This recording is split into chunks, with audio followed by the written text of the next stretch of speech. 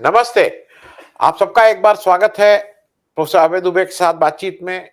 पिछले हफ्ता या जो हफ्ता गुजरा उसकी राजनीतिक घटनाक्रम पे को समझने के लिए प्रोफेसर साहब, ये पिछला एक हफ्ता तो मतलब इतनी फास्ट फॉरवर्ड, इतनी तेज गति से चला कि राजनीतिक घटनाक्रम केवल एक पार्टी का नहीं, पक्ष का नहीं, पक्ष विपक्ष बाकी जो भी जिसका कोई मतलब नहीं है बिहार से, वहां की भी राजनीति कहीं ना कहीं कुछ हो गई।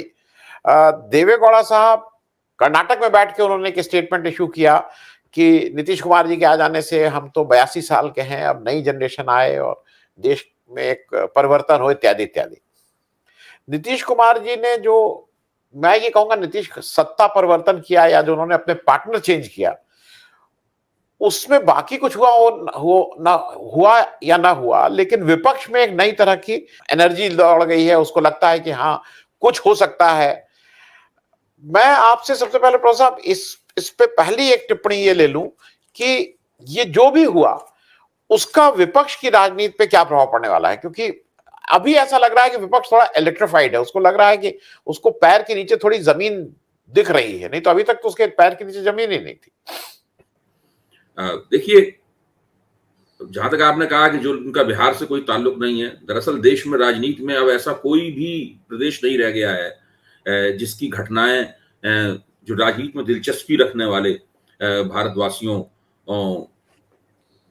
भारतवासियों के लिए आकर्षक न रह गई हो। जहां तक बिहार का सवाल है, मैं समझता हूं कि बिहार में नीतीश कुमार ने जो कदम उठाया है, वो क्यों उठाया है इस पर हम लोग बाद में चर्चा करेंगे। ये निश्चित रूप से भारतीय राजनीति के लिए गेम चेंजर हो सकता है। आप देखिए, भाजपा कई तरह से मुश्किलों में है, कई जगह से मुश्किल में है। बिहार में मुश्किल है। अभी देखिए, नरेंद्र मोदी ने फ्री रेवड़ियां बांटने वाला जो एक राजनीति में हस्तक्षेप किया, उसका अरविंद केजरीवाल ने जिस तरीके से दिल्ली में मुकाबला किया, उससे सारी की सारी भाजपा, वित्त मंत्री भी सफाई दे रहे हैं, भाजपा के तमाम वो सब सफाई दे रहे हैं कि भाई ये चीज, जब प्रधानमंत्री ये कह रहे थे उनका मतलब ये नहीं था, मुफ्त शिक्षा नहीं था उनका मतलब, ये सब नहीं था। क्या उनका मतलब था?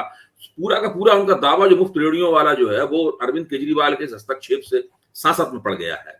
उसी तरीके से आप बिहार में देखिए, कल हम लोगों की सुशील मोदी से बातचीत हो रही थी, जो कि शायद 12-13 साल बिहार में उप मुख्यमंत्री रहे हैं, और जब पिछली सरकार बनी तो उनको वहां से हटाकर भाजपा का आला कमान केंद्र में ले आया और उन्हें राज्यसभा का सदस्य बना दिया। मैं कहूंगा राज्यसभा में उन्हें डंप कर दिया गया जी।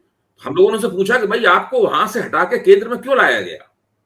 तो उन्होंने कहा, नहीं, हम लोग ये सवाल नहीं पूछते, हम तो चौथी क्लास से राष्ट्रीय स्वयंसेवक संघ में शाखा में जाना शुरू कर दिया था, हम तो कार्यकर्ता हैं, पार्टी ने हमें बहुत कुछ दिया। या पार्टी ने कहा भाई दिल्ली चले जाओ, तो हम दिल्ली चले आए। लेकिन साथ में वो ये कहना नहीं भूले, ये बिल्कुल मैं उनके मुंह की बात बता रहा हूं, सुशील मोदी के मुंह की बात बता रहा हूं, उनसे ज्यादा महत्वपूर्ण व्यक्ति इस पूरी राजनीति को समझने के लिए कोई है नहीं हम लोगों के साथ में। उनका कहना यह था कि मैंने तो दिल्ली आते ही पार्टी के आला कमान को बता दिया था कि ये सरकार नहीं चलेगी, ये सरकार चलने वाली नहीं है। तो हमने कहा, जब आपने ये बता दिया था, पूछा मैंने उनसे, तो आपने कुछ तो पेशबंदी, आपने और आला कमान ने कुछ तो पेशबंदी की होगी। तो बोले, आला कमान ने तो हमें कोई जिम्मेदारी नहीं दी थी कि हम बिहार की घटनाओं पर निगाह रखें, इसलिए हम तो उस बारे में कुछ कह नहीं सकते, हम क्यों पेशबंदी करने लगे। तो सवाल ये है कि हमने कहा, आपके दिमाग में कुछ तो एक चेकलिस्ट होगी आपके दिमाग में, जिसके जरिए आप चाहते होंगे कि भाई भाजपा ये काम करे और ये काम न करे, ताकि ये सरकार बनी रहे। तो उन्होंने उस चेकलिस्ट के बारे में भी बताने से इनकार कर दिया। तो मैंने कहा कि आप पिछले, जब से सरकार बनी है तब से आप अगर पूरा सिलसिला देखें तो 50 से ज्यादा सरकार विरोधी बयान भाजपा के नेताओं ने बिहार में दिए हैं, अपनी ही सरकार के खिलाफ बयान दिए। तो आपने उन बयानों पर बोले, नहीं, बयानों से कोई सरकार नहीं गिरती है, सरकार गिरने की वजह तो कोई और होती है। तो हमने पूछा कि भाई सरकार गिरने की क्या वजह है, आप बताइए। तो उन्होंने बताया कि सरकार गिरने की वजह एक सज्जन है, इनका नाम है ललन सिंह, और हम और आप उन लोगों को उनको अच्छी तरीके से जानते हैं। तो उन्होंने ये तर्क दिया कि ललन सिंह ही वो व्यक्ति हैं जिन्होंने लालू यादव के खिलाफ चारा घोटाले के पूरे मुकदमे की एक एक पल की मॉनिटरिंग की। वो रोज ये चेक करते थे कि भाई ये घोटाले का मुकदमा किस दिशा में जा रहा है। उन्होंने ही सारी याचिकाएं तैयार की, सब कुछ किया। लालू यादव के खिलाफ चारा घोटाले में कानूनी मामला बनाने में ललन सिंह की जो है मुख्य भूमिका थी। जिन ललन सिंह की वजह से लालू यादव जेल में गए, उन्हीं ललन सिंह ने ये संकल्प किया कि ये सरकार नहीं चलने देंगे, किसी कीमत पे ये सरकार नहीं चलने देंगे। क्यों नहीं चलने देंगे? क्योंकि केंद्र में अपने खास आदमी, जो क्या नाम का, सीपीएन सिंह ही नाम है, जो भी RCP Singh, RCP Singh, RCP Singh को जब अमित शाह ने उनसे पूछा नीतीश कुमार से कि भाई केंद्र में किस एक आदमी को मंत्री बनाना है हमें आपकी तरफ से, आप बताइए किसको मंत्री बनाए, तो उन्होंने ललन सिंह का नाम देने की बजाय आरसीपी सिंह का नाम भेज दिया, जो कि 25-30 साल से उनके साथ चल रहे थे। यहां तक कि उनकी सुशील मोदी कहना था कि नीतीश कुमार की जो प्रशासनिक सफलताएं हैं, जिनकी वजह से सुशासन बाबू कहे गए, उसमें आरसीपी सिंह की प्रमुख भूमिका है। आरसीपी सिंह ने घूम घूम के संगठन बनाया, उन्होंने ही मतलब नीतीश कुमार का जो विजन था, जो दृष्टि थी, उसको उन्होंने लागू करने में प्रमुख भूमिका का निर्वाह किया। वो जनाधार वाले नेता नहीं है, लेकिन वो इस प्रकार के प्रबंधन में वो माहिर है। तो उन्होंने बताया कि ललन सिंह ने, जब ललन सिंह को मंत्री नहीं बनाया गया, तो उन्होंने खूंटा गाड़ा अपना, और उन्होंने कहा कि हम किसी कीमत पे सरकार को नहीं चलने देंगे। और वही ललन सिंह जिन्होंने लालू यादव को जेल पहुंचाने में अगाऊ भूमिका का निर्वाह किया था, उन्होंने दिल्ली में जाकर लालू यादव से हाथ मिला दिया। तो ये उन्होंने पूरा चित्र खींचा। तब मैंने उनसे एक सवाल और पूछा, अभी टीवी भी कार्यक्रम आएगा, आप देखिएगा। मैंने उनसे एक सवाल ही पूछा कि जिस व्यक्ति के बारे में आप कह रहे हैं कि उसने हर एक को धोखा दिया, उसने हर जनादेश को धोखा दिया, उसने 2015 के जनादेश को धोखा दिया, उन्होंने 2017 के जनादेश को 2017 में धोखा, 2013 में धोखा दिया, और फिर भाजपा के जनादेश को फिर उन्होंने धोखा दे दिया। जो आदमी इतना धोखेबाज है, जिसको आप इतना धोखेबाज कह रहे हैं, उसको बार बार आप मुख्यमंत्री क्यों बनाते हैं? भाई पिछली बार तो उनकी 45 सीट रह गई थी, और वो खुद भी नीतीश कुमार कह रहे थे कि मैं मुख्यमंत्री नहीं बनूंगा। तब नरेंद्र मोदी ने फोन करके उससे कहा कि आप मुख्यमंत्री बनिए, तब वो मुख्यमंत्री बने। तो आप ऐसा क्यों करते हैं? तो हंस के बोले यही तो नीतीश कुमार का चमत्कार है। फिर उन्होंने ये भी कहा, नीतीश कुमार की तमाम निंदा करते हुए कहा कि भाई वो बहुत मेहनती आदमी है, वो बहुत अच्छे प्रशासक हैं, और तो ये और ईमानदार है। 3 बातें उन्होंने कही। आज रविशंकर प्रसाद ने भी कहा है अपने इंटरव्यू में, उन्होंने कहा कि नीतीश कुमार ईमानदार हैं, लेकिन वो उनमें नैतिकता नहीं है, राजनीतिक नैतिकता नहीं है। तो मैं ये कह रहा हूं कि भारतीय जनता पार्टी को नीतीश कुमार की आलोचना करने में मुश्किल आ रही है, और आलोचना करने के लिए जो फिक्रे उन्होंने भारतीय जनता पार्टी ने हासिल किए हैं, चाहे पलटू राम हो या जो भी हो, वो फिक्रे दरअसल तेजस्वी यादव के बनाए हुए फिक्रे हैं। तो भाजपा के पास नीतीश कुमार के खिलाफ कहने के लिए एक भी मौलिक बात नहीं है। यहां तक कि भाजपा को नीतीश कुमार की आलोचना करने में एक तरह के संकोच का अनुभव भी हो रहा है। तो जब मैंने उनसे ये सवाल पूछा कि आपने नीतीश कुमार को, अगर ये आदमी इतना धोखेबाज है और ऐसा वैसा है जो कि आप कह रहे हैं, तो फिर आपने उन्हें मुख्यमंत्री क्यों बनाया? तो उन्होंने कहा ये चमत्कार है। दरअसल स्थिति यह है कि नीतीश कुमार के बिना बिहार में चाहे लोकसभा का चुनाव हो, चाहे विधानसभा का चुनाव हो, कोई जीतने का आंकड़ा भाजपा का नहीं बनता है। भाजपा का जीतने का आंकड़ा तभी बन सकता है जबकि भाजपा विरोधी वोट बटा हुआ हो लोकसभा में भी। तो 2000 जो पिछली बार लोकसभा में भाजपा जीती थी, और नीतीश कुमार उसका मुकाबला नहीं कर पाए थे, वो इसलिए कर पाए थे क्योंकि उसमें उस वक्त राष्ट्रीय जनता दल, लालू यादव की पार्टी, नीतीश कुमार की पार्टी बटी हुई थी, और उसके बाद 2019 तक आते आते फिर से वो पार्टी बट गई। मेरा मानना यह है कि अगर अभी विधानसभा चुनाव हो तो भाजपा को ये दोनों मिलकर बुरी तरह हरा देंगे, और अगर उन्होंने अपने गठजोड़ को कायम रखा तो लोकसभा चुनाव आने तक दोनों मिलकर लड़े। अगर भाजपा के खिलाफ इसमें कांग्रेस भी रही और तो दूसरी पार्टियां भी रही, तो मुझे पक्का यकीन है कि भाजपा को लोकसभा का चुनाव भी बिहार में जैसे पहले उसने जीता है, उसको जीतने में बहुत दिक्कत होगी, उसकी सीटें कम हो जाएंगी। कितनी कम होंगी, क्या होंगी, जब लोकसभा चुनाव आएगा तब हम लोग सीट दर सीट विश्लेषण करके निकालेंगे कि कितनी सीटें भाजपा हार सकती है और कितनी भाजपा जीत सकती है। तो स्थिति यह है, बिहार में अगर विपक्ष की ताकतें यानी भाजपा विरोधी ताकतें विधानसभा चुनाव में जीतने की गारंटी पेश कर रही हैं और लोकसभा चुनाव में भाजपा को दिक्कत पहुंचाने की गारंटी पेश कर रही हैं, तो ये अपने आप में गेम चेंजर है। जी जी, ये बहुत बड़ा गेम चेंजर है भाई। उत्तर प्रदेश, बिहार, इन्हीं सब की जगह से तो पूरी ताकत लेके ये लोग आते हैं। और ये कहना, देखिए ये कहना कि भाई ऐसा सामाजिक गठजोड़ तो समाजवादी पार्टी का और बहुजन समाज पार्टी का उत्तर प्रदेश में भी हुआ था, बहुत बड़ा गठजोड़ था, देखिए हमने उसे परास्त कर दिया। तो ऐसा कहने वाले गलती कर रहे हैं, जानबूझ के गलती कर रहे हैं, शरारतन गलती कर रहे हैं, क्योंकि उत्तर प्रदेश बिहार नहीं है। बिहार का यादव अलग है, उत्तर प्रदेश का यादव अलग है। बिहार का कुर्मी अलग है, उत्तर प्रदेश का कुर्मी अलग है। बिहार का दलित महादलित अलग है, उत्तर प्रदेश का दलित महादलित अलग है। मायावती बिहार में नेता नहीं बन पाई, मुलायम सिंह बिहार में यादवों के नेता नहीं बन पाए, इसी तरह लालू यादव उत्तर प्रदेश में यादवों के नेता नहीं बन पाए, नीतीश कुमार उत्तर प्रदेश में कुर्मियों के नेता नहीं बन पाए। दोनों बिल्कुल चीज एंड चौक हैं, दोनों बिल्कुल अलग अलग हैं। इसलिए दोनों की राजनीति को अलग अलग करके ही हमें विश्लेषित करना चाहिए।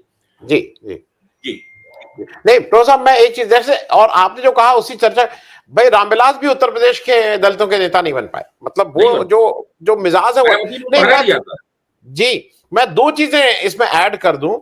एक चीज तो ये है कि जो लल्लन सिंह के बारे में आप कह रहे हो, बिल्कुल 100% सुशील मोदी जी साहब सही बात कह रहे हैं कि लल्लन सिंह, उसमें जो समता पार्टी लगी थी, लल्लन सिंह उसके ड्राइविंग फोर्स थे। लालू को जेल पहुंचाने में सबसे बड़ा हाथ ही नहीं, मतलब समता पार्टी, और उसमें मेन लल्लन सिंह का है। मैं सारी बातें ठीक मान रहा हूं, लेकिन मैं एक चीज ये भी कहूंगा यहां पे कि कहीं ना कहीं लालू यादव ने एक बड़ा दिल भी दिखाया है, क्योंकि जो जिस तरह की बात लल्लन सिंह या नीतीश कुमार ने और जैसा कही थी, उन्होंने उसको भूल के, और फिर एक हो सकता है उनकी अपनी इस समय कंपल्शन हो आने के। लेकिन मैं एक बात और इसलिए आपसे जरा शेयर कर लूं और आपसे समझ लूं, जो नीतीश कुमार को कहा जा रहा ना कि धोखा दिया, मैंडेट किया, मैं एक चीज और जरा समझना चाहूंगा। अगर व्यक्तिगत रिश्तों में, क्योंकि हम मानते हैं कि व्यक्तिगत रिश्तों में भी कहीं ना कहीं कुछ खटास कभी कभी आई है, लेकिन व्यक्तिगत रिश्तों में मोदी जी ने जो केशुभाई पटेल के साथ किया, मोदी जी ने जो शंकर सिंह वाघेला के साथ किया, मोदी जी ने जो अडवाणी जी के साथ किया, ये भी अगर, मतलब आप एक आदमी का रेफरेंस में अगर उसको इस पे कसौटी पे कस रहे हैं, तो मोदी जी को भी इस कसौटी पे कसना चाहिए, और व्यक्तिगत रिश्तों में खराब है। मैं आपसे एक चीज सिर्फ समझने के लिए पूछना चाह रहा हूं, जो बीजेपी इस समय की है, जो अपने को एनडीए के रूप में प्रतिष्ठित करती है कि एनडीए हमारा एक कोलिएशन, मतलब कोलिएशन है, अटल बिहारी वाजपेयी का एनडीए और ये एनडीए फर्क है। अटल बिहारी वाजपेयी के एनडीए में, अगर आपको याद हो, 99 में DMK, Janata Dal 41 seat, Trinamool Congress 29, DMK 19, Shiv Sena 22, BJD 12, Shiromani Akali Dal 9, Telugu Desam 4, ये बड़ी पार्टियों को लेकर आई थी, और किसी पार्टी को खाने का काम नहीं किया था कि हम तुम्हारी स्टेट में जाके तुम्हें समाप्त करेंगे। जो 2019 की मैं सिर्फ बात कर लूं, 8 पार्टी बाहर निकल चुकी हैं एनडीए से। वो शिवसेना, तेलुगु देशम 2019 में, 2020 में शिरोमणि अकाली दल, राष्ट्रीय लोकतांत्रिक पार्टी, गोरखा जनमुख, वो 2021 में डीएमडीए के, गोवा फॉरवर्ड पॉलिसी, और अब जेडीयू। मैं सिर्फ कहना यह चाह रहा हूं कि जो style of functioning Modi ji की है, उसमें आपको नहीं लगता है कि Nitish is a better coalition manager than Amit Shah और मोदी जी कंबाइंड? नीतीश जी ने आज तक उनको एब्सोल्यूट मेजॉरिटी नहीं मिली है, 8वीं बार मुख्यमंत्री बन रहे हैं, 40-45 लेके भी वो चीफ मिनिस्टर हैं, और उनकी चीफ मिनिस्ट्री पे कोई नहीं कह रहा है कि चीफ मिनिस्टर कैसे बन गए। तो जरा इस पे भी फर्क पड़ेगा ना, क्योंकि Nitish is a coalition player, high will say, वो टीम प्लेयर है। आपने जो सवाल पूछा है उसके 2-3 हिस्से हैं। पहला सवाल तो आपने वो पूछा कि भाई ये जो केशुभाई पटेल और शंकर सिंह वाघेला, उसका जवाब तो बहुत छोटा है कि सलमान खान की फिल्म का एक गाना आपको याद होगा कि वो करे तो लीला है और हम कहें तो करेक्टर ढीला है। देखिए, हमारे देश में मुख्य तौर पर कोलिशन पॉलिटिक्स ही चलती है, यहां तक कि गठजोड़ राजनीति चलती है। किसी पार्टी को पूर्ण बहुमत मिल जाता है तब भी वो कोशिश करती है कि गठजोड़ बनाए रखे। देखिए, पश्चिम बंगाल में माकपा को लगातार पूर्ण बहुमत प्राप्त होता था, फिर भी वो वाम और जनवादी मोर्चा बनाए रखती थी। नरेंद्र मोदी को केंद्र में पूर्ण बहुमत प्राप्त है, तो फिर वो एनडीए क्यों बनाए हुए हैं? फिर भी वो राजग को बनाए, राष्ट्रीय जनतांत्रिक गठजोड़ बनाए हुए हैं। तो इसके बावजूद भी पूर्ण बहुमत मिलने का मतलब ये नहीं है कि आप गठजोड़, क्योंकि सब लोगों को पता है कि देश की राजनीति का बुनियादी किरदार गठजोड़ात्मक है, और जब किसी भी राजनीति का बुनियादी किरदार गठजोड़ात्मक होता है तो उसमें विचारधारा, राजनीतिक नैतिकता, किताबी विचार, इन सब चीजों का कोई महत्व नहीं रहता। जब पहली बार संविद बनी थी, संयुक्त विधायक दल की सरकार उत्तर प्रदेश में बनी थी, उसमें कौन कौन था? उसमें कम्युनिस्ट भी थे, सीपीआई भी थी, उसमें जनसंघ भी था, उसमें समाजवादी भी थे, उसमें से कांग्रेस से टूट के आए चरण सिंह और ये लोग भी थे। जनता पार्टी बनी थी तो उसमें कम्युनिस्ट नहीं थे, बाकी सब लोग थे उसके अंदर। तो अब इसमें अब आप देखिए, आप इसको कहेंगे भाई ये राजनीतिक अवसरवाद है, ये विचारधारा का विरोध किया है, ये मुद्दा नहीं, ये सब इस तरह की बातें। ये तो जब आपके पक्ष में गठजोड़ झुका हुआ होता है तब आप इन बातों को नहीं बोलते, जब वही गठजोड़ आपके खिलाफ जो होता है तब आप इन बातों को बोलने लगते हैं। तो इन बातों का कोई मतलब नहीं है। भाजपा ने तो किसी भी किस्म की राजनीतिक व्यवहारिकता और नैतिकता को ताक पर रखकर यानी कितनी सरकारों को तोड़ा है, न कितने गठजोड़ों को तोड़ा है। देखिए, आपको ध्यान होगा जब एनटी रामाराव जीवित थे, तो उसके बाद उनका देहांत हुआ एनटी रामाराव का, तो लक्ष्मी पार्वती उनकी पार्टी की नेता हो गई, तो भाजपा उनके साथ थी और भाजपा ने ऐन मौके पर लक्ष्मी पार्वती से नाता तोड़ दिया और चंद्रबाबू नायडू की तेलुगु देशम के साथ जुड़ गई और चुनाव जीत लिया। यानी जब तक एनटी रामाराव जिंदा थे भाजपा का उनके साथ में नाता था। तो भाजपा के अगर इस तरह की सूची बनाई जाए तो वो सूची तो किसी भी पार्टी से बहुत ज्यादा लंबी होगी। इसलिए इनके इस प्रकार की आलोचनाओं की तो ना कोई परवाह करता हूं, ना मैं उन आलोचनाओं को गंभीरता पूर्वक लेता हूं और किसी को नहीं रहना चाहिए। ये सिर्फ आज अखबार में बहुत अच्छा एक कार्टून छपा है, उसमें जेपी नड्डा अमित शाह से पूछ रहे हैं कि भाई नीतीश जो है वो तेजस्वी के साथ, नीतीश जो है वो राष्ट्रीय जनता दल में चले गए हैं, इसके साथ चले गए हैं, अब हम इसका बचाव कैसे, अब हम इसके जवाब में क्या कहेंगे? तो अमित शाह उनसे कह रहे हैं कि हम इनके जवाब में वही कहेंगे जो तेजस्वी ने तब कहा था जब वो तेजस्वी का साथ छोड़ के हमारे साथ आए थे। तो ये तो बिल्कुल सब इस तरह का चल ही रहा है, तो इसमें कोई इसका अर्थ मतलब नहीं है। देखिए, गठजोड़ राजनीति की विशेषता ये होती है कि उसमें विचारधारात्मक बंधन न केवल विचारधारा बंधन काम नहीं करते हैं, विचारधारा का मकसद, भूमिका वहां भी होती है कि आप अपनी पार्टी और अपने कार्यकर्ताओं को उसके जरिए एकजुट करते हैं।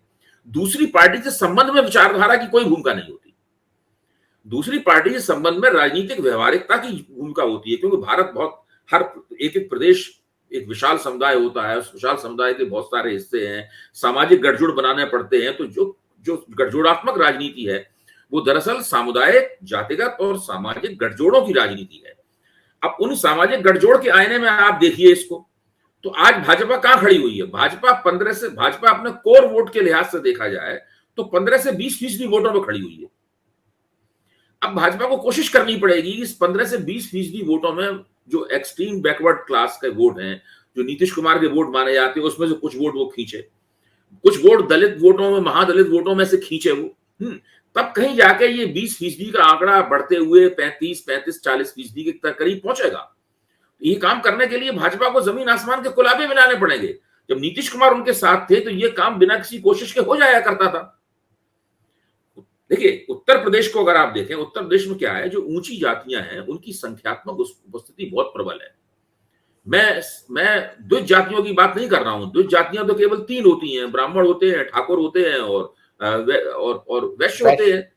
बाकी तो द्विज जातियां नहीं है, मतलब वर्ण क्रम के हिसाब से देखें। लेकिन उसके बाद में ऐसी जातियां हैं जिनकी आत्म छवि ऊंची जातियों की है, जैसे कायस्थ ऊंची जातियां हैं, भूमिहार ऊंची जातियां हैं, जाट ऊंची जातियां हैं। ये सब लोग भाजपा के समर्थक हैं। तो ये सब लोग मिलकर 40% हो जाता है भाजपा का वोट। फिर तो भाजपा को उसमें थोड़े से पिछड़े और दलित ही तो लेने हैं 45-50% तक पहुंचने के लिए। तो उत्तर प्रदेश में जो काम वो इतनी आसानी से इसलिए कर लेती है क्योंकि उसका कोर वोट धीरे धीरे करके बहुत बड़ा हो गया है। किसी वजह से बड़ा हो गया वो अलग बात है, उसमें बसपा सपा ने जिस तरह सरकारें चलाई उसका भी एक रोल है। लेकिन जो हो, नतीजा ये है कि भाजपा का कोर वोट बहुत बड़ा है उत्तर प्रदेश में, जबकि बिहार में इतने दिनों तक सत्ता में रहने के बावजूद बिहार में भाजपा का कोर वोट ठोस रूप से देखा जाए तो 15% है, और आप उदारता से अगर आप देखें तो ज्यादा से ज्यादा वो 18-19-20% तक पहुंचता है। इसलिए वहां पे उनको दिक्कत है। उनको दिक्कत इसलिए हो रही है, यूपी में कोई भी भाजपा का साथ छोड़ जाए, आप राजभर भाजपा का साथ छोड़ जाएं, स्वामीनारायण मौर्य भाजपा का साथ छोड़ जाए, कोई भी छोड़ जाए, तो भाजपा को दिक्कत नहीं होती है। लेकिन बिहार में दिक्कत हो जाती है। तो ये अलग स्थिति है। और आप देखिए, जो भाजपा के साथ थे वो लोग पहले ही भाजपा का साथ छोड़ के, चाहे वो उपेंद्र कुशवाहा हो, कोई हो, सब वो नीतीश के साथ जा चुके हैं। जब बीजेपी के नेता सरकार की आलोचना करते थे उसका जवाब कौन देता था बिहार में? उपेंद्र कुशवाहा जवाब देते थे उसका, नीतीश नहीं जवाब देते थे। जितना कड़ी आलोचना वो करते थे उतना ही कड़ा जवाब उपेंद्र कुशवाहा की तरफ से आता था, जो नीतीश कुमार की नुमाइंदगी करने वाला जवाब होता था।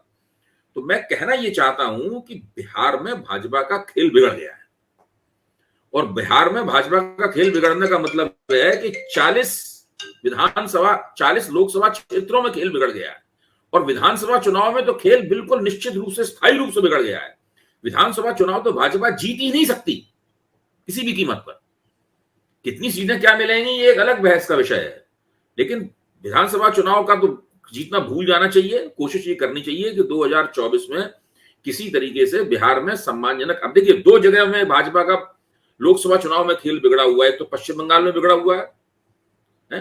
जिस तरह से ममता बनर्जी ने भाजपा का न केवल चुनावी सूपड़ा साफ किया है बल्कि संगठनात्मक सूपड़ा भी उसके बाद साफ कर दिया है। हालांकि आजकल वो दिक्कत में है, लेकिन इसका मतलब ये नहीं मानना चाहिए कि चुनावी कमजोरी है कोई उनकी। चुनावी दृष्टि से ममता बनर्जी आज भी वहां प्रबल है। इसी तरीके से बिहार में भी इनका खेल बिगड़ गया है। तो भाजपा इसका इसीलिए बार बार वो कह रहे हैं कि हम लोग तो स्तब्ध हैं, हमारी समझ में ही नहीं आ रहा है कि उन्होंने ऐसा क्यों किया, क्या किया। ये सब जो बातें हो रही हैं इसीलिए हो रही हैं। नहीं, मैं प्रोफेसर साहब एक चीज और, एक स्टेट में मुझे और लगता है बिगड़ा है, वो थोड़ा महाराष्ट्र में भी बिगड़ा है, क्योंकि वो भले ही कमजोर शिवसेना उद्धव ठाकरे की है, अगर वो एमवीए के साथ आती है तो ताकत तो एमवीए की ही बढ़ेगी ना, क्यों कमजोरी तो बीजेपी में है अगर कमजोर शिवसेना की मैं बात करूं। लेकिन उसके पहले मैं एक प्रश्न आपसे जो और पूछना था, जो क्योंकि मैंने 2-3 प्रश्न एक साथ कर लिए थे, मुझे ऐसा लगता है कि नीतीश कुमार कोलिएशन के बेटर खिलाड़ी हैं।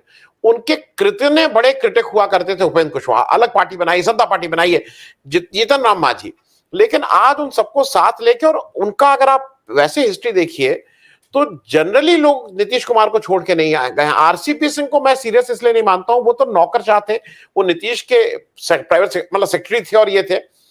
सुशील मोदी जी का कहना कि वो बहुत बड़े, मैं उतना उस पार्टी को मैं शायद सुशील मोदी जितना तो मैं भी जानता हूं समता पार्टी को या जनता दल यू को। लल्लन सिंह पहले दिन से थे। नीतीश के मैं आई विल से पब्लिकली कि जो उनके डर्टी जॉब्स होते हैं वो लल्लन सिंह उसको ठीक करने का काम करते थे, कि भाई किसी को निकालना है, किसी को रखना है, किसी को कुछ करना है, अच्छा बुरा, ये वो देखते थे। खैर, मेरा बार बार एक चीज ये कहना है कि जो when it comes to coalition, Nitish Kumar शायद अब बेटर सूटेड हैं उस कोलिएशन के लिए। एक तो उनकी स्टाइल जो है वो बहुत एग्रेसिव नहीं होते हैं, भाषा में एक नियंत्रण रहता है, अगर एग्रेसिव होते भी हैं। हमारे जो हमारे प्रधानमंत्री जी ना, ये क्या क्या भाषा बोलते रहते हैं, काला जादू, जर्सी गाय, मतलब भाषा जैसे होते हैं ना, जवान पे लगाम नहीं है। नीतीश कुमार का आपने सवाल पूछा है, इससे मुझे आपने पिछली बार जो सवाल पूछा था उसको संबोधित करने में मुझे आसानी होगी। देखिए, नरेंद्र मोदी जब हरियाणा के इंचार्ज थे महासचिव के तौर पर, तो मुझे कल एक पत्रकार ने याद दिलाया, और सही याद दिलाया, उस वक्त भी ये हरियाणा में भाजपा द्वारा गठजोड़ बनाकर चुनाव लड़ने के खिलाफ थे।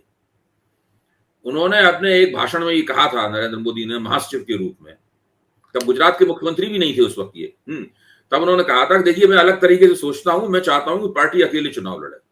पार्टी ने अकेले चुनाव लड़ा और कोई खास नतीजा नहीं निकला, बिल्कुल फ्लॉप हो गया मामला।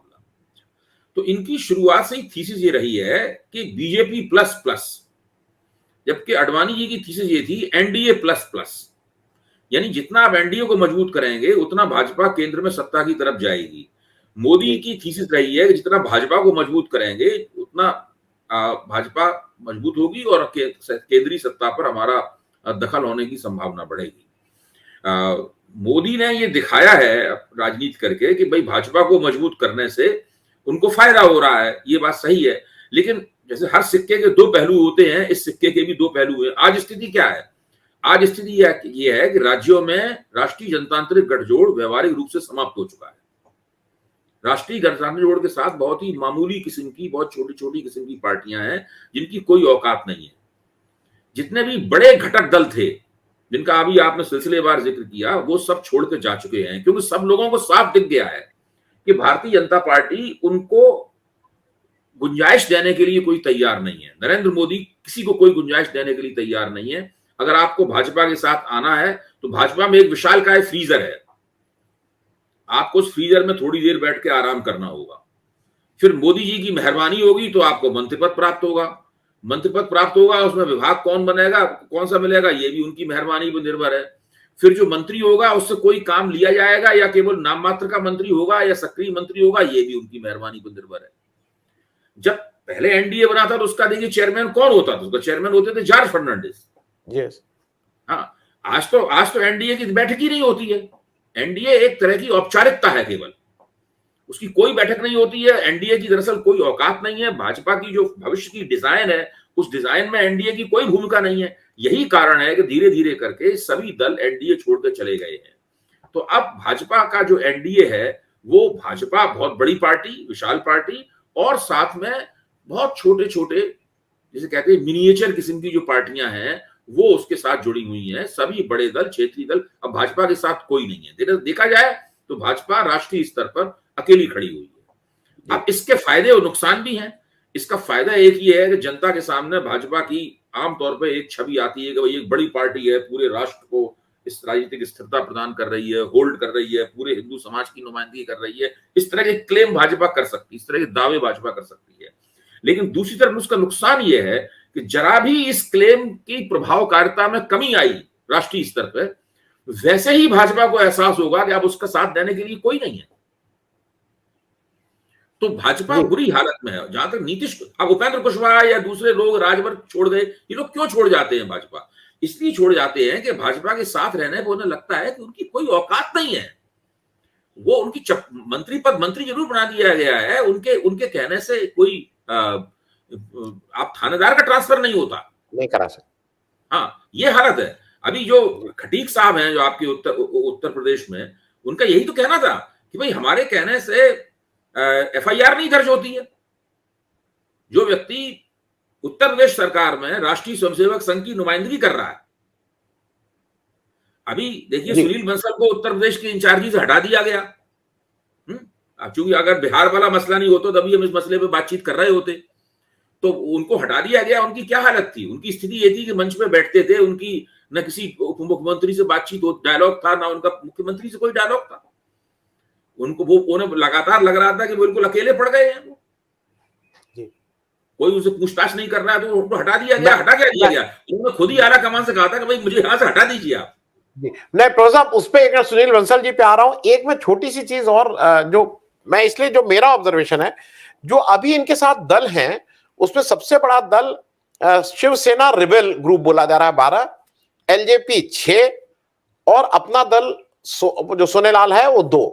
उसके अलावा एक एक एमपी वाले, वो Meghalaya, Mizoram, Nagaland, Sikkim, all Jharkhand student union, इस तरह से एक एक पार्टी वाले हैं। कहना यह है कि जो 2 या 6 या 12 लोग भी हैं, वो भी पूरी तरह से इनके रहमो करम पे हैं। शिवसेना रिबेल 100% भाई बीजेपी का एक्सटेंशन वो है। एलजेपी आज की तारीख में वो एक्सटेंशन ऑफ बीजेपी है। आम लोगों की, महाराष्ट्र के आम वोटरों की निगाह में एकनाथ शिंदे दरअसल व्यवहारिक रूप से भारतीय जनता पार्टी के हिस्से है, और भारतीय जनता पार्टी के मुख्यमंत्री होने के बावजूद भी वो ऐसा कुछ भी नहीं कर सकते जो भाजपा उनसे न चाहे करें। वो, उनकी कोई औकात नहीं है। इसीलिए मैं उनको ओटीपी कहता हूं, और धीरे धीरे करके या तो वो भाजपा में चले जाएंगे या पूरी तरीके से खत्म हो जाएंगे। भाजपा उनको खा जाएगी। ऐसे बहुत सारे एकनाथ शिंदे भाजपा के उदर में पड़े हुए हैं। मैं एक चीज और, जो सुनील बंसल की आपने बात कही, मुझे एक, या तो ये कोइंसिडेंस हो सकता है, सुनील बंसल जी हटे हैं 80 सीट वाले एमपी उससे, लेकिन जो उनको 3 स्टेट दिए गए हैं, वो वेस्ट बंगाल 42, 21 उड़ीसा और 17 तेलंगाना, वो भी 80 होते हैं। तो जैसे किसी ने फिट नहीं किया हो कि 80 हटा के इसको भाई 80 का इसके चिंचार रखो, क्योंकि वहां पे उन्होंने कैलाश विजयवर्गीय जी को हटाया, पुरेंद्र स्वामी या उनको हटाया, फिर यहाँ पे चुग को हटाया। उन्होंने 3 लोगों को हटा के इनको 3 के बराबर काम दिया है। जरा मैं 1 मिनट जल्दी से ये भी समझ लूं, क्या ये कंसंट्रेशन जब इनका बीजेपी वहां पे हुआ है, बीजू जनता दल के, मतलब एक तरह से उड़ीसा में और तेलंगाना में, तो उसका एक बैकफायर नहीं करेगा कि अभी तक नवीन पटनायक किसी के नहीं थे, वो जो सेंटर में सरकार होगी उसके साथ थे, उनको कहीं नहीं लगेगा कि अब उनके वजूद पे भी कुछ असर पड़ सकता है? सुनील बंसल जिस तरह से ऑपरेट करते हैं, देखिए नवीन पटनायक भले ही आम लोगों के सामने ना आते हों दूसरे लोकप्रिय नेताओं की तरीके से, लेकिन उनका जो राजनीतिक समझ है उनकी, वो तो शायद अध्ययन करने योग्य चीज है। बहुत कम लोग उनको जानते हैं, उनके दिमाग में क्या है कोई नहीं जानता, और वो बहुत होशियार है। किस तरह सत्ता में टिका जाता है, इस मामले में मेरे ख्याल से उनको सबसे ज्यादा नंबर दिए जाने चाहिए। वो कई बार पर्जिंग कर, जो कम्युनिस्ट पार्टियों में जिस तरह पर्जिंग होती थी खामोशी के साथ, उस तरीके से बीजू जनता दल में पर्जिंग करते रहते हैं, लेकिन उनका अपना प्रभुत्व कभी भी उसके ऊपर आंच नहीं आती है। और वो अच्छी तरीके से जानते हैं कि भाजपा के साथ में क्विड प्रो को कैसे किया जाता है। वो पूरी कोशिश करेंगे कि भाजपा को लोकसभा में कम से कम सीटें जीतने दें, लेकिन वो उस कोशिश को इस हद तक भी नहीं ले जाएंगे कि उनको विधानसभा में उनका प्रभुत्व खतरे में पड़ जाए। तो वो एक तनी हुई डोरी पर चलने में महारत हासिल कर चुके हैं। जहां तक सुनील बंसल का सवाल है, सुनील बंसल को उत्तर प्रदेश में एक जरखेज जमीन प्राप्त हुई थी। उत्तर प्रदेश का सामाजिक विन्यास अलग है, उड़ीसा और पश्चिम बंगाल और उस सबका सामाजिक विन्यास बिल्कुल भिन्न तरह का है। पश्चिम बंगाल में जो विजय वर्गीस थे, तो 1 साल से पश्चिम बंगाल जा नहीं पाए थे, कि उनके खिलाफ वहां बहुत से मुकदमे लगे हुए थे। वो दरअसल एक तरह से पश्चिम बंगाल से निष्कासित महसूस कर रहे थे। तो स्थिति सुनील बंसल वहां पश्चिम बंगाल में कुछ कर पाएंगे, मुझे इसमें पूरा संदेह है। वो कुछ नहीं कर पाएंगे, वह ममता बनर्जी का ही डंका पिटेगा। मोदी की छवि है, वो लोकसभा चुनाव में वहां पे भाजपा की मदद करेगी, लेकिन किस सीमा तक मदद कर पाएगी मैं नहीं कह सकता हूं, क्योंकि इस वक्त ममता बनर्जी भ्रष्टाचार के कुछ मामलों की वजह से भले ही थोड़ी सी उनकी आवाज दब गई हो, लेकिन जहां तक चुनावी रणनीति का सवाल है और चुनाव लड़ने के तौर तरीकों का सवाल है, उनका कोई सानी मैं नहीं मानता हूं। तो अभी देखिए क्या होता है इसमें। ये सुनील बंसल वगैरह की उस तैनाती को मैं कोई महत्व नहीं देता। नहीं, क्योंकि एक समस्या और है, सुनील बंसल चूंकि राजस्थान के थे, हिंदी भाषी थे, यूपी में खप गए थे। यहाँ 3 अलग अलग भाषाएं हैं, बंगला और उड़िया तो तब भी आसपास है, यहाँ वो वहां जाके तेलुगु भी बोलना पड़ेगा, तो वो कितना खपा पाएंगे अपने को। मैं एक चीज और अंतिम चलते अंतिम प्रश्न पूछ लूं, लालच है इसलिए पूछ रहा हूं। मुझे एक जगह गुजरात में एक चीज समझ में आ रही है, क्योंकि ये देखिए जब नीतीश जी ने ये पाला बदला, उससे पहले वो सोनिया गांधी से बात किए, अब तेजस्वी भी भाग गए हैं, वो कांग्रेस से बात कर रहे हैं। मुझे ऐसा लग रहा है कि गुजरात में लोग नैरेटिव जो भी बनाए, पिछली बार भी 2017 में 99 ही सीटें थी बीजेपी की, 92 होता है हाफवे मार्क, उससे 92 उससे 7 सीटें ज्यादा थी। अभी ये कहा जा रहा है कि नीतीश भी गुजरात जाएंगे, क्योंकि अब वो इफेक्टिव कितने होंगे नहीं होंगे अलग बात है, लेकिन वहां एक पटेल राजनीति चलती है गुजरात में। देखिए पिछली बार असल में भाजपा की सरकार के खिलाफ वहां पे सामाजिक असंतोष बहुत था, और एक ऐसा लग रहा था एक युवा नेतृत्व वर्ग जो है वो भाजपा के खिलाफ खड़ा हो रहा है, और उसको ऐसा नेतृत्व खड़ा हो रहा है जिसकी सामाजिक जड़ें हैं। एक ऐसा युवा खड़ा हो रहा है, इसकी पटेलों में सामाजिक जड़ें हैं, इसकी दलितों में सामाजिक जड़ें हैं, जिसके ओबीसी कम्युनिटी में जिसकी सामाजिक जड़ें हैं। धीरे धीरे करके हुआ ये है कि वो कांग्रेस की मैं नाकामी से कहूंगा, ये सारे के सारे लोग भाजपा विरोधी नहीं रह गए हैं, भाजपा में शामिल तक हो गए हैं ये। तो अब उस तरह का कोई सामाजिक विक्षोभ तो भाजपा के खिलाफ है नहीं। भाजपा की इतने दिनों सरकार चल रही है, उसकी समस्याएं हैं, वो एंटी इनकम्बेंसी भाजपा के खिलाफ है, लेकिन उस एंटी इनकम्बेंसी का लाभ उठाने के लिए जो एक सामाजिक राजनीतिक लहर बीजेपी के खिलाफ होनी चाहिए थी, वो अभी स्पष्ट रूप से हम लोग दूर बैठे हुए हमें नहीं दिखाई पड़ रही है। जी। अब गुजरात में अंदर क्या है, वहां से खबरें अभी आनी शुरू होंगी, जल्दी ही आनी शुरू होंगी, तो हम लोग इनकी ऊपर चर्चा करेंगे, लेकिन अभी नहीं दिखाई पड़ रहा है कि वहां पे ऐसी कोई भाजपा विरोधी लहर चल रही है।